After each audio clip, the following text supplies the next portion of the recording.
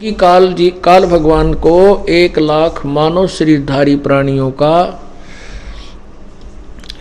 आहार करना पड़ता है। इसको श्राप लगा हुआ है, इसने एक गलती की थी सतलोक के अंदर, उसी के कारण ये निष्कासित है, उसी के कारण इसको ये श्राप लगा हुआ है।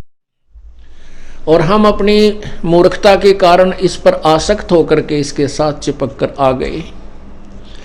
अब इसने उस परमात्मा से बदला लेने के लिए उसकी आत्माओं को इसने खूब सता रखा है, तंग कर रखा है, और ये तीनों गुण रूपी ये माया इस काल के लोक रूपी कुएं में डाल रखी है, ये भांग डाल रखी है।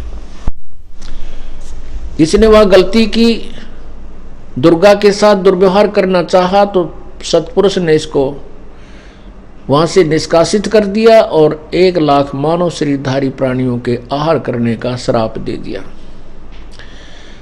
कई पुण्यात्मा ये सोचते हैं कि भगवान दयालु हैं, कबीर साहब, फिर उन्हें श्राप नहीं देना चाहिए था। उन्होंने श्राप दिया तो हम ये काल हमें खाता है, अगर इसको श्राप ना दिया जाता तो ये हमें खाता नहीं।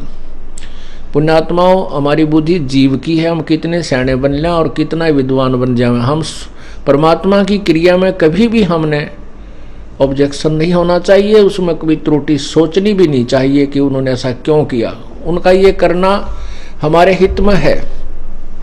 यदि वो परमात्मा इसको 1,00,000 प्रतिदिन मानव शरीरधारी प्राणी खाने का श्राप नहीं देते तो ये मनुष्य शरीर नहीं देता हमारे को। ये और गधे कुत्ते मच्छर माखी 83 लाख बना रखे या एक जाति और बना देता, क्योंकि परमात्मा को पता था कि इनके साथ क्या करेगा, और मानव शरीर भी इसकी मजबूरी होगी हमारे को देना, और मानव शरीर में परमात्मा आकर के हमें अपना तत्व ज्ञान समझा सकता, और किसी योनि में हम नहीं समझ सकते।